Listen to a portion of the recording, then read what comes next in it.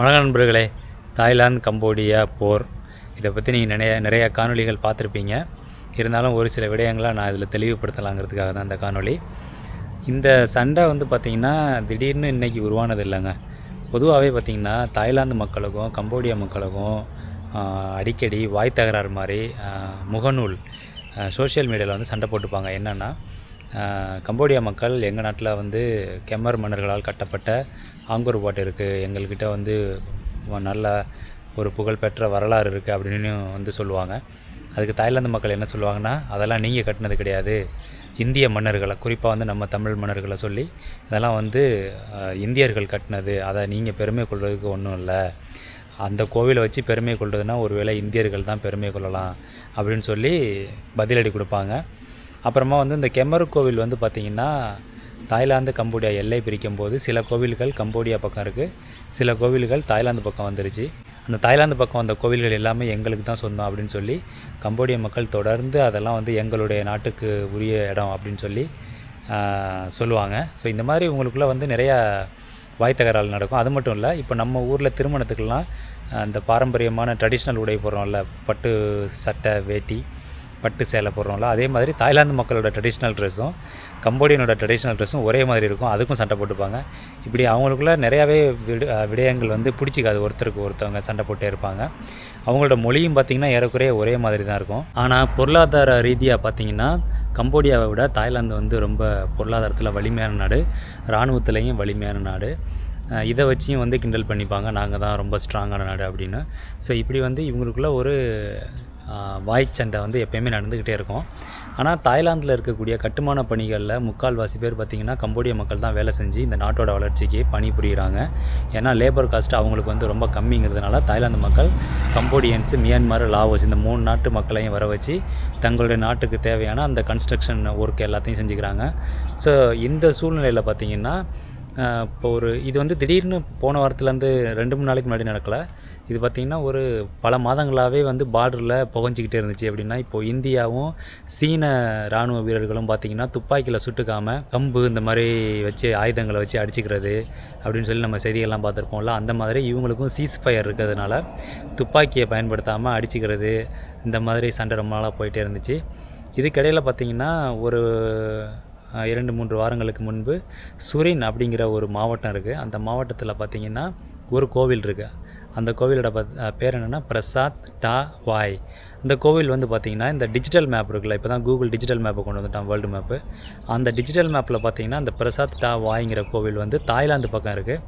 ஆனால் கம்போடியா மக்கள் அந்த கோவிலுக்கு வழிபடலாம் அப்படிங்கிற உரிமை அந்த சர்வதேசம் கொடுத்துருக்கு, அந்த யுனைடெட் நேஷன்ஸ். ஸோ 2 நாட்டு மக்களும் போய் அங்கே வழிபட்டுட்டு வரலாம் அப்படின்னா. அங்கே பார்த்திங்கன்னா இப்போ சமீபத்தில் ஒரு 30 கம்போடியன் டூரிஸ்ட் அந்த பிரசாத் டா வாய் கோவிலுக்கு போயிட்டு கைத்தட்டிக்கிட்டு பாட்டு பாடிக்கிட்டு அவங்களோட பாரம்பரியமான கும்மி பாட்டு மாதிரி போல் அதை கூட நான் அதில் இணைக்கிறேன் பாருங்கள்.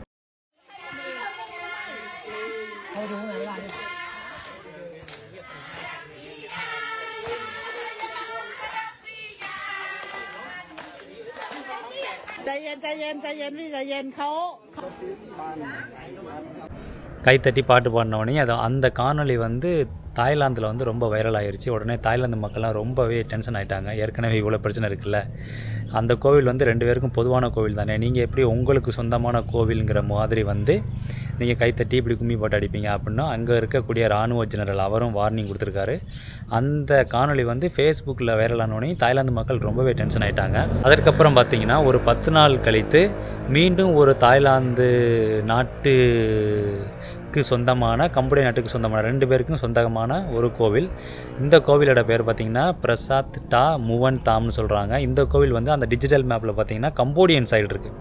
முதல்ல நடந்தது தாய்லாந்து சைடு வருது, இது கம்போடியன் சைடு வருது. ஆனால் இந்த 2 கோவிலுமே 2 நாட்டு மக்களும் போகலாம், சுற்றி பார்க்கலாம் அப்படின்னு யுனைடெட் நேஷன்ஸ் சொல்லியிருக்கு. ஆனால் அங்கே ஒரு சில விதிமுறைகள் இருக்குது, அதை நீங்கள் பின்பற்றணும். இந்த மாதிரி பாட்டு பாடுறது, லவுடாக செயல்படுறது எதுவும் பண்ணக்கூடாது. ஏன்னா அது 2 நாட்டு கோவிலுங்கிறதுனால. அதே மாதிரி அந்த கோவிலில் பார்த்திங்கன்னா 2 நாட்டு இராணுவ வீரர்களும் இருப்பாங்க. ஸோ இந்த பிரசாத் டா முவன் தாம் அப்படிங்கிற கோவிலுக்கு பார்த்திங்கன்னா ஒரு கம்போடியா நாட்டை சேர்ந்தவர் 15 புத்த மாங்குகளோடு அங்கே போயிட்டு வழிபடுறாரு. வழிபட்டது மட்டும் இல்லாமல் அந்த பிரசாத் டா முவன் தாம் அப்படிங்கிற கோவிலுக்கு வந்து 2 பக்கம் இருந்தும் ரோடு போகும். மேப்பில் பார்த்தீங்கன்னா தெரியும். தாய்லாந்து பக்கம் இருந்தும் ரோடு போகும், கம்போடியா பக்கம் இருந்தும் அந்த கோவிலுக்கு ரோடு போகும். இவங்க போயிட்டு ஜிபிஎஸ் மேப்பை அதை காமிச்சு அந்த தாய்லாந்து இராணுவ ஜெனரல்கிட்ட காமிச்சு, இந்த ஜிபிஎஸ் மேப்பை பாருங்கள், இந்த டிஜிட்டல் மேப்பில் இந்த கோவில் வந்து கம்போடியா சைடு தானே இருக்குது, அதனால் எங்களுக்கு எல்லா உரிமையும் இருக்குது அப்படிங்கிற மாதிரிலாம் பேசியிருந்திருக்காரு. அங்கேருந்து தான் சூடு ரொம்ப அதிகமாயிருச்சு. ஏன்னா இவர் எதனால் அப்படி சொன்னாருன்னா, முதல்ல போன கோவில் வந்து தாய்லாந்து பக்கம் வருது, அந்த கோவிலில் பாட்டு பண்ணதுனால சரியான வார்னிங் கொடுத்தாங்க. அப்போ இந்த கோவில் கம்போடியா பக்கம் தானே இருக்குது, அப்போ இங்கே இந்த கோவில் எங்களுக்கு சொந்தமான கோவில் தானே, நீங்கள் எதுக்கு எங்களை கட்டுப்படுத்துகிறீங்க அப்படிங்கிற மாதிரி பேச ஆரம்பிச்சிட்டாங்க. அதுலேருந்து பிரச்சனை ரொம்ப ஸ்டார்ட் ஆகிருச்சு. இந்த சூழ்நிலையில் தான் தாய்லாந்து நாட்டை சேர்ந்த முன்னாள் பிரதமர் அந்த லேடி வந்து கம்போடியன் பிரதமர்கிட்ட ஃபோனில் பேசி போய் அந்த செய்தி தாய்லாந்தில் வைரலாகி அந்த அம்மாவோட பதவியே இப்போ போயிடுச்சு. இப்போ வந்து ஆக்டிங் பிரைம் மினிஸ்டர் இருக்கார். இந்த புகைச்சல் இப்படியே போயிட்டே இருக்கும்போது ஒரு 2-3 நாளுக்கு முன்னாடி தாய்லாந்து இராணுவம் என்ன சொல்லுதுன்னா, அவங்க தான் முதல்ல சுட ஆரம்பித்தாங்க, அதுக்கப்புறம் நாங்கள் பதிலடி கொடுத்தோம்னு சொல்லுது. அவங்க என்ன சொல்கிறாங்கன்னா, தாய்லாந்து தான் முதல்ல எங்களை தாக்குனாங்க அப்படிங்கிற மாதிரி. இது மாறி மாறி எல்லா நாடுமே சண்டை போடும்போது சொல்கிறது தான், யாருமே வந்து நாங்கள் தான் ஃபஸ்ட்டு ஆரம்பித்தோன்னு சொல்ல மாட்டாங்க. ஸோ இதுதாங்க இந்த பிரச்சனைக்கு முக்கிய காரணமே இந்த 2 கோவில்களும் தான். இதில் என்ன ஒரு மகிழ்ச்சியான விடயம் தமிழர்களுக்கு அப்படின்னு பார்த்தீங்கன்னா, இந்த கோவில் இது மாதிரி கோவில் நிறையா நான் காணொலி போட்டிருக்கேன். என்னுடைய காணொலிகளை தொடர்ந்து பார்க்குறவங்களுக்கு தெரியும். இந்த கோவில்கள் எல்லாமே வந்து பார்த்திங்கன்னா சிவன் கோவில்கள். இன்றைக்கி நீங்கள் உள்ளே போனீங்கன்னா வந்து அந்த சுவர்கள், அந்த கோவில் சுவர்களில் சிவன் பார்வதி அந்த பசுமாட்டு மேலே அமர்ந்திருக்க காட்சி இருக்கும். ஒரு சில இடங்களில் பார்த்திங்கன்னா அதை வந்து சேதப்படுத்தியிருப்பாங்க, ஒரு சில இடங்களில் இன்னும் அப்படியே நல்லாவே இருக்குது. நான் போட்ட காணொலியோட லிங்க் வந்து டிஸ்கிரிப்ஷனில் கொடுக்குறேன், போய் பாருங்கள். இந்த ஆங்கர்வாட் டெம்பிள் இருக்குல்ல, கம்போடியாவில் இருக்க ஆங்கர்வாட் டெம்பிளே பார்த்திங்கன்னா வந்து ஒரு சிவன் கோவில் தான். அதை வாஜ்பாய் காலத்தில் தான் வாஜ்பாய் போய் கம்போடியன் அரசுக்கு நிதி உதவியெல்லாம் கொடுத்து அதை வந்து ஒரு விஷ்ணு கோவில் அப்படிங்கிற மாதிரி போர்ட்ரேட் பண்ணிட்டாங்க. ஆனால் அதை நல்லா ஆய்வு பண்ணிங்கன்னா தெரியும், அது வந்து ஒரு சிவன் கோவில். அதாவது மும்மூர்த்திகள், சிவன், பிரம்மா, விஷ்ணு, இந்த 3 டவர் இருக்கும் அந்த கோவிலில் பார்த்திங்கன்னா. அந்த 3 டவருக்கும் வந்து 3 கடவுள்கள், பிரம்மா, விஷ்ணு, சிவன். அதில் மூலவர் அந்த மிடில் டவர் உயரமாக இருக்கும் பாருங்கள், அது பார்த்திங்கன்னா சிவனுக்குரியது. அது நான் சொல்கிறது உங்களுக்கு புரியலைன்னா நான் போட்டிருக்க வீடியோவில் தெளிவாக காமிச்சிருப்பேன். இன்றைக்கும் பார்த்திங்கன்னா அந்த புரிராம் அப்படிங்கிற மாவட்டத்தில் இருக்கக்கூடிய கோவிலில் இன்றைக்கும் உள்ளே வந்து நந்தியும் மூலவர் வந்து சிவனும் அப்படியே இருக்கார், இன்னும் எடுக்கலை. மற்ற கோவில்களெல்லாம் பார்த்திங்கன்னா சிவன் லிங்கத்தெல்லாம் தூக்கி கொண்டே மியூசியத்தில் வச்சுட்டு உள்ளே கொண்டே புத்தர் சிலையை வச்சுட்டாங்க. புத்தர் சிலையை வச்சதும் இல்லாமல் அதை வந்து சிவன் கோவில்னே சொல்லாமல் விஷ்ணு கோவில்னு சொல்கிறாங்க. ஆனால் ஒரே ஒரு இடத்துல மட்டும் இன்றைக்கும் தாய்லாந்தில் சிவலிங்கத்தையும் நந்தியையும் எடுக்காமல் கோவிலுக்குள்ளே இருக்குது. இதில் இன்னொரு ஒரு பிரச்சனை என்னென்னா, கோவிலுக்குள்ளே நந்தி இருக்க மாட்டார் அப்படிங்கிற மாதிரி நம்ம ஊரில் சொல்லிக்கிறாங்க. ஆனால் இந்த கோவில் நான் போய் பார்த்த கோவிலில் கோவிலுக்குள்ளே தான் நந்தியும் இருக்கார், கோவிலுக்குள்ளே தான் சிவலிங்கமும் இருக்குது.